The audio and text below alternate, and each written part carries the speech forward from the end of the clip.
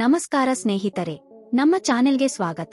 ಇಂದಿನ ವಿಡಿಯೋದಲ್ಲಿ ನಾವು ಒಂದು ಸಾಮಾನ್ಯ ಆರೋಗ್ಯ ಸಮಸ್ಯೆಯಾದ ಗ್ಯಾಸ್ಟ್ರಿಕ್ ಬಗ್ಗೆ ಮಾತನಾಡಲಿದ್ದೇವೆ. ಗ್ಯಾಸ್ಟ್ರಿಕ್ ಸಮಸ್ಯೆಯಿಂದ ಬಳಲುತ್ತಿರುವವರಿಗೆ ಇದು ತುಂಬಾ ತೊಂದರೆಯಾಗಿರುತ್ತದೆ, ಸರಿಯೇ? ಆದರೆ ಚಿಂತೆ ಬೇಡ.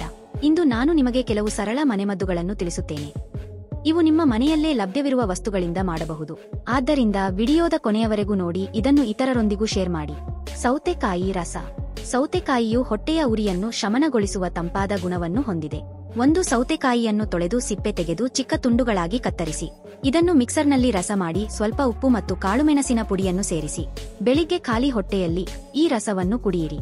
ಇದು ಗ್ಯಾಸ್ಟ್ರಿಕ್ ಸಮಸ್ಯೆಯನ್ನು ನಿಯಂತ್ರಿಸಲು ಸಹಾಯ ಮಾಡುತ್ತದೆ. ಜೀರಿಗೆ ನೀರು. ಜೀರಿಗೆಯು ಜೀರ್ಣಕ್ರಿಯೆಗೆ ತುಂಬಾ ಒಳ್ಳೆಯದು ಮತ್ತು ಗ್ಯಾಸ್ನಿಂದ ತಕ್ಷಣವೇ ರಿಲೀಫ್ ನೀಡುತ್ತದೆ. ಒಂದು ಚಮಚ ಜೀರಿಗೆಯನ್ನು ಒಂದು ಗ್ಲಾಸ್ ನೀರಿನಲ್ಲಿ ರಾತ್ರಿಯಿಡೀ ನೆನೆಸಿಡಿ. ಬೆಳಿಗ್ಗೆ ಈ ನೀರನ್ನು ಕುದಿಸಿ ತಣ್ಣಗಾದ ನಂತರ ಕುಡಿಯಿರಿ. ಇದನ್ನು ದಿನಕ್ಕೆ ಒಮ್ಮೆಯಾದರೂ ಕುಡಿಯುವುದರಿಂದ ಗ್ಯಾಸ್ಟ್ರಿಕ್ ಸಮಸ್ಯೆ ಕಡಿಮೆಯಾಗುತ್ತದೆ. ಪುದೀನಾ ಎಲೆಗಳು.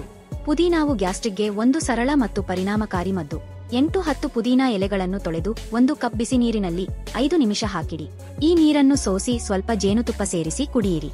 ಇದು ಹೊಟ್ಟೆಯ ಉರಿ ಮತ್ತು ಗ್ಯಾಸ್ನಿಂದ ರಿಲೀಫ್ ನೀಡುತ್ತದೆ. ಶುಂಠಿ ಚಹಾ. ಗ್ಯಾಸ್ಟ್ರಿಕ್ ಸಮಸ್ಯೆಗೆ ಶುಂಠಿಯು ಅತ್ಯುತ್ತಮ ಮನೆಮದ್ದು. ಶುಂಠಿಯಲ್ಲಿ ಆಂಟಿ ಇನ್ಫ್ಲಮೇಟರಿ ಗುಣಗಳಿವೆ. ಇದು ಜೀರ್ಣಕ್ರಿಯೆಯನ್ನು ಸುಧಾರಿಸುತ್ತದೆ.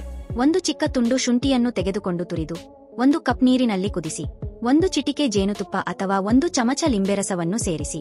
ಈ ಶುಂಠಿ ಚಹಾವನ್ನು ದಿನಕ್ಕೆ 2 ಬಾರಿ ಕುಡಿಯಿರಿ. ಇದು ಗ್ಯಾಸ್ ಮತ್ತು ಉಬ್ಬರವನ್ನು ಕಡಿಮೆ ಮಾಡುತ್ತದೆ. ಮನೆಮದ್ದುಗಳ ಜೊತೆಗೆ ಕೆಲವು ಜೀವನಶೈಲಿ ಬದಲಾವಣೆಗಳು ಗ್ಯಾಸ್ಟ್ರಿಕ್ ಸಮಸ್ಯೆಯನ್ನು ತಡೆಗಟ್ಟಲು ಸಹಾಯ ಮಾಡುತ್ತವೆ. ತಿನ್ನುವಾಗ ಆತುರ ಮಾಡಬೇಡಿ, ಚೆನ್ನಾಗಿ ಜಗೀರಿ. ಎಣ್ಣೆಯುಕ್ತ ಮತ್ತು ಮಸಾಲೆಯುಕ್ತ ಆಹಾರವನ್ನು ತಪ್ಪಿಸಿ. ದಿನಕ್ಕೆ 2-3 ಲೀಟರ್ ನೀರು ಕುಡಿಯಿರಿ. ಒತ್ತಡವನ್ನು ಕಡಿಮೆ ಮಾಡಲು ಯೋಗ ಅಥವಾ ಧ್ಯಾನವನ್ನು ಅಭ್ಯಾಸ ಮಾಡಿ. ಈ ಮನೆಮದ್ದುಗಳು ನಿಮಗೆ ಉಪಯುಕ್ತವಾಗಿವೆಯೇ? ಕಾಮೆಂಟ್ನಲ್ಲಿ ತಿಳಿಸಿ.